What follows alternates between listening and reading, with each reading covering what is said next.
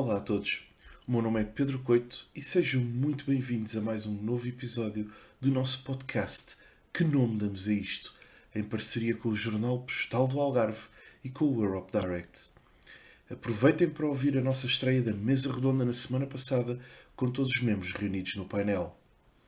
Esta semana trago-vos um tema de grande relevância para a atualidade: a biodiversidade. O que é a biodiversidade? É um termo que só foi apenas criado em 1985. Segundo as Nações Unidas, entende-se pela variedade de vida na Terra, incluindo a todos os organismos, espécies e populações. A variedade genética entre estes, as suas complexas interações em comunidades e ecossistemas. Mas antes que adormeçam, a verdadeira questão é: qual é o seu valor? A biodiversidade tem amplas implicações sociais. Primeiro, na agricultura, a biodiversidade é necessária para a produtividade de todas as culturas e até mesmo para a sua viabilidade. Condições de biodiversidade significam serviços de polinizadores, variedade de espécies para evitar pragas e doenças e a qualidade do solo e da água. A biodiversidade nos ecossistemas marinhos é crítica, porque, por exemplo, o oceano é uma importante fonte de alimentos em todo o mundo. Os peixes representam 17% do consumo global de carne. Os mangais costeiros, pântanos e recifes reduzem a erosão e os danos causados por tempestades, filtram o escoamento da terra e servem como berçários para os peixes. Ambientes naturais saudáveis também atraem o turismo, um motor económico para muitos países. Os habitats terrestres e marinhos biodiversos também são sumidores de carbono críticos, retirando historicamente 59% das emissões de dióxido de carbono da atmosfera. Quem escreveu esta definição não foi nenhuma entidade pública, governamental ou associação ambientalista. Este texto está patente numa página de internet do JP Morgan, o maior banco do mundo cotado em bolsa. Esta é uma mensagem clara de que, no mínimo, o reconhecimento sério da importância que a biodiversidade tem para a banca e para toda a economia.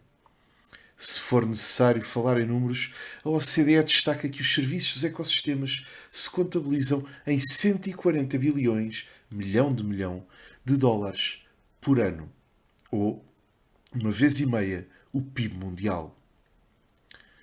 Dentro da biodiversidade animal, a extinção causada pelo homem estende-se ao longo de milénios, mais precisamente desde há 30 mil anos.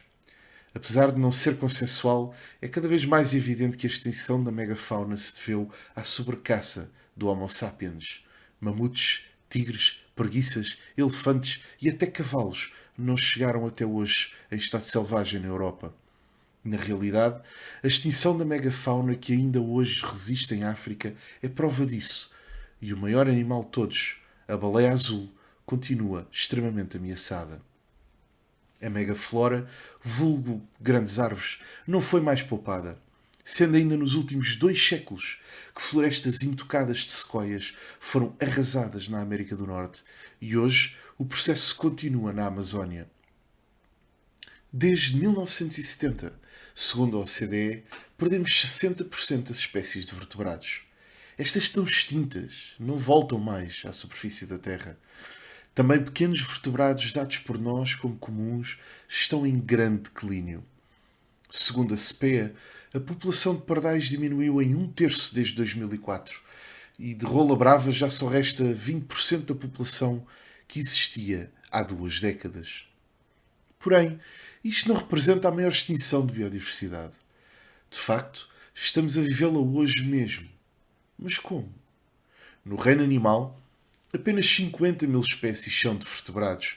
Portanto, todas as espécies de aves que vemos em grande perigo nas notícias estão algures dentro destas. Já quanto aos animais invertebrados, e só nos insetos, segundo a Universidade de Oxford, estima-se que existam 30 milhões de espécies. Repito, 30 milhões de espécies de insetos. Sendo que a ciência ainda só identificou 800 mil. Não conhecendo sequer todos os estágios do ciclo de vida de cada uma destas já registadas. Estamos a perder espécies que nos são contemporâneas sem darmos a mínima conta das suas implicações. A maioria nem nunca será descrita ou contabilizada. O equilíbrio de áreas úmidas que dependem das frágeis libélulas para que todo o ecossistema funcione e purifique grande parte da água potável que bebemos está seriamente em risco. Quantas destas espécies são fundamentais para manter em equilíbrio os ecossistemas agrícolas? Para evitar o alastrar de pragas que impeçam a produção de alimentos? A resposta é simples. Todas. Até os afídeos ou a mosca da fruta têm papéis fundamentais nos ecossistemas. Já dizia Einstein que no mundo sem abelhas ao homem apenas restariam mais 4 anos. A mensagem essencial é que a abelha é um inseto em certa parte domesticado e se até esta se extinguir, significa que praticamente mais nenhuma restará. As causas são variadíssimas, mas se quisermos resumir numa única, seria na ausência de um bom ordenamento do território. Aqui podemos incluir desde a destruição de habitats pela desflorestação, o uso indiscriminado de fitofármacos na agricultura intensiva, focos florestais, urbanização, fragmentação de habitats, poluição generalizada e também a falta de divulgação do conhecimento científico. Sim, nós só protegemos o que conhecemos e o mesmo se aplica à natureza. Isso é até uma das razões porque atualmente a caça desportiva tem contribuído muito mais para recuperar habitats e espécies do que a caça e a recoleção o fizeram em todo o passado da humanidade. Temos muito a aprender com os erros. O Countdown 2010 foi um projeto pan-europeu lançado pela IUCN, mas em que a União Europeia foi central. Promovido em todos os meios de comunicação, fizeram-me a mim, por volta de 2008, muito jovem, acreditar que 2010 seria um ano histórico. Convencido pelo bem planeado greenwashing, publicitava que ia ser um marco inédito na proteção do ambiente e que o ano 2010 iria mudar as nossas vidas. Resta-me dizer que, no mínimo, foi um fiasco. O Countdown 2010 foi uma grande lição pessoal sobre a falta de credibilidade que a maioria destes projetos encetados ao nível europeu têm e como contribuem para a crescente perda de confiança na União Europeia. Agentes de vários países europeus a falar com um ar sério na televisão, mas que nada fizeram para efetivamente parar ou diminuir a perda de biodiversidade em 2010. No mínimo, foram eles naivos? Sugiro que pesquisem o endereço do site do projeto em countdown2010.net. É simbólico e é caso mesmo para dizer que nome damos a isto. Mas há esperança. Mais do que esperança, precisamos de mudança. Mudança na forma como fazemos agricultura, em tantas substâncias químicas que estão nos nossos produtos do dia a dia, como até em roupas, medicamentos e produtos de higiene, que destroem os insetos e já agora também a nossa saúde. Por vezes, não há nada como deixar a natureza reequilibrar-se a si própria. Trago-vos um caso prático. No verão de 2021, o avistamento de ratos no centro urbano de Almada disparou. As causas pouco importam, mas certamente que as alterações climáticas ou a sobrecarga dos sistemas de esgotos residenciais durante a pandemia foram um fator. Foi comentado localmente. No final do mesmo verão, noto, numa noite sem dormir, um piar muito rural.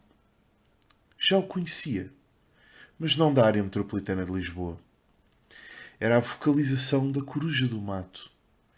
Mais curioso ainda, segundo a página Aves de Portugal, esta é a época do ano em que a coruja é menos frequente.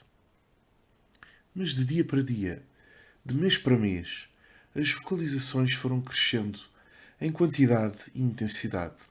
Hoje, em 2023, quase todas as noites é fácil ouvir vários indivíduos a ecoar pelo centro de Almada todas as noites.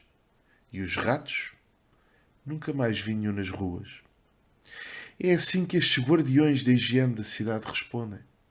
Para cada ação, há uma reação. E por vezes a melhor é mesmo a inação e deixarmos que a biodiversidade faça o seu trabalho. É com uma gravação feita em setembro de 2021 que me despeço, com o som que pessoalmente representa mais uma esperança da recuperação da biodiversidade. Até à próxima.